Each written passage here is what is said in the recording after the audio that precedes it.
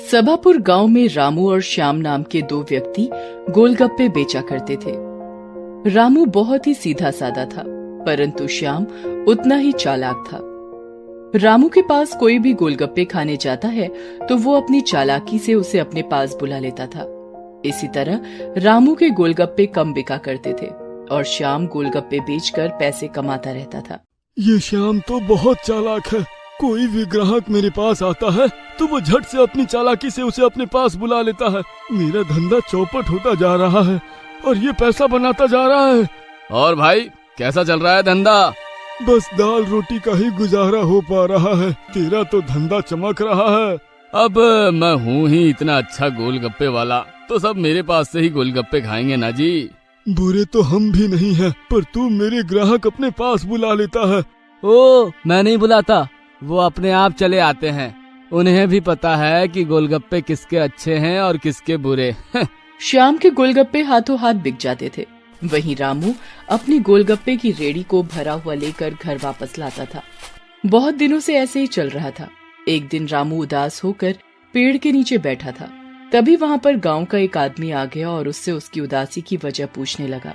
क्या बात है रामू, तुम इतने उदास होकर इस पेड़ के नीचे क्यों बैठे हो? तुम्हारी रेहड़ी पर तो इतने सारे गोलगप्पे हैं, तुम इन्हें बेचते क्यों नहीं? मैं भी चाहता हूँ कि मेरे सारे गोलगप्पे बिक जाए, पर श्याम के गोलगप्पे सब पसंद करते हैं और मेरे गोलगप्पे ऐसे ही रह जाते हैं। बहुत दिन हो गए, अच्छी बिक्री नहीं हो पा रही है। इस वजह से घर का खर्चा चलाना भी मुश्किल होता जा रहा है। अगर कोई मेरे पास गोलगप्पे खाने आता भी है तो श्याम उसको अपने पास चालाकी से बुला लेता है और मैं वहीं खड़ा का खड़ा रह जाता हूँ। ये तो बहुत ही चिंता का विषय है। वही तो मुझे समझ नहीं आ रहा कि मैं ऐसा क्या करूं कि सब मेरे पास गोलगप्पे खाने आए। अगर तुम मानो तो मेरे पास एक उपाय है। उपाय? कैसा उपाय, मुझे बताओ। देखो, मैं शहर गया था, वहाँ पर मैंने बहुत ही विचित्र चीज देखी। क्या?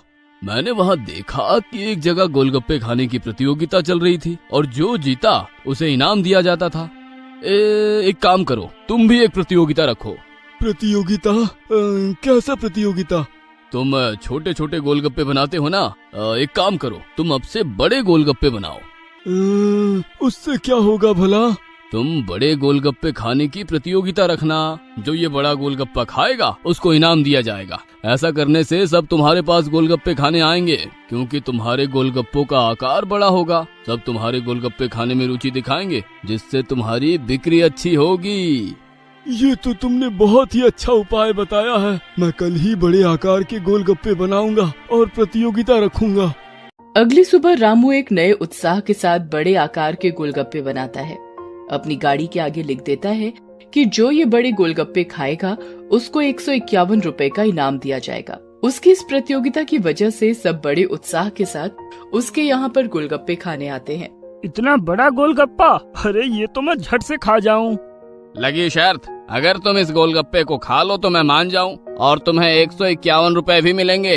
अरे लाओ भैया गोलगप्पे दो, मैं अभी खाकर दिखाता हूँ। बारी बारी से सभी गोलगप्पे खाते हैं, पर किसी से भी वो बड़ा गोलगप्पा नहीं खाया जाता। इस तरह से प्रतियोगिता में भाग लेने के लिए बहुत से लोग आते हैं और गोलगप्पे खाते हैं। सभी को गोलगप्पे खाना बहुत ही अच्छा लग रहा था। उसकी दुकान पर अब भीड़ रहने लगी थी। एक दिन की बात है, बारिश हो रही थी। आज तो झमाझम बारिश हो रही है। गोलगप्पे तो बिकने से रहे।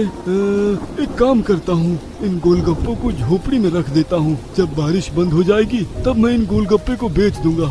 रामू बारिश बंद होने का इंतजार करने लगता है और जब बारिश बंद हो गई तो गोलगप्पे उठाने के लिए जैसे ही आगे बढ़ा तो एक गोलगप्पा उसको बहुत ही भारी लगा। अरे, ये गोलगप्पा इतना भारी कैसा लग रहा है? देखता हूँ। रामू जैसे ही उस गोलगप्पे के अंदर देखता है तो देखकर आश्चर्यचकित रह जाता है कि उसमें एक नागिन का अंडा होता है। अरे, ये तो नागिन का अंडा लग रहा है, पर ये इसके अंदर क्या कर रहा है? इसका मतलब ये है कि जब मैं ये विशाल गोलगप्पे यहाँ पर बारिश से बचने के लिए रखा था, तभी यहाँ पर नागिन ने आकर अंडा दे दिया था। अब मुझे इसको सुरक्षित रखना होगा। रामू उस विशाल गोलगप्पे के अंदर उस अंडे को सुरक्षित रखता है और उस विशाल गोलगप्पे को इस्तेमाल नहीं करता है। समय बीतता है। एक दिन वो बैठा होता है तो नागिन आती है। नागिन, क्या ढूंढ रही हो इधर उधर? मैंने तुम्हारे विशाल गोलगप्पे में एक अंडा सुरक्षित रखा था। मैं उसी अंडे को ढूंढ रही हूँ। मेरे अंडे के टूटने का समय आ गया है। तुम चिंता मत करो, तुम्हारा अंडा मेरे पास सुरक्षित है। आओ, मैं तुम्हें तुम्हारे अंडे के पास लेकर चलता हूँ। पर मुझे ये समझ में नहीं आया कि तुमने ये अंडा मेरे विशाल गोलगप्पे के अंदर क्यों दिया। तुम तो ये अंडा कहीं पर भी दे सकती थी। अगर ये अंडा नहीं दिखता तो मैं इस गोलगप्पे के साथ किसी को भी दे देता। जब मेरा अंडा देने का वक्त था तो उस समय एक सपेरा मेरे पीछे पड़ा हुआ था। मेरी नागमणि को हथियाने के लिए वो मुझे मारना चाहता था। इस अंडे के साथ मैं उसका सामना नहीं कर सकती थी, इसलिए मैंने ये अंडा तुम्हारे विशाल गोलगप्पे के अंदर छुपा दिया था। और मुझे पूरा विश्वास था कि तुम इस विशाल गोलगप्पे के अंदर से इस अंडे को नहीं फेंकोगे। जब नागिन और रामू बात कर रहे थे तभी अंडे के कड़कने की आवाज आती है। उसमें से नागिन का बच्चा निकलने के लिए तैयार होता है। रामू, तुम्हारी वजह से आज मेरा बच्चा सुरक्षित है। तुम्हारे विशाल गोलगप्पे में जब मैंने ये अंडा दिया था तभी से मैं इसके आने का इंतजार कर रही थी। देखो रामू, मेरा बच्चा अंडे से बाहर निकल रहा है। हाँ नागिन, अंडे से तुम्हारा कितना प्यारा बच्चा निकल रहा है। ये सब तुम्हारे विशाल गोलगप्पे की वजह से हुआ है। मैं तुम्हारा एहसान कभी नहीं भूलूंगी। तुमने मेरे बच्चे को सुरक्षित रखा है। मैं इसके बदले तुम्हें कुछ बताना चाहती हूँ। आखिर क्या बात है? तुम क्या बताना चाहती हो? एक राज जो कोई नहीं जानता। राज? कैसा राज? आखिर तुम किस राज की बात कर रही हो?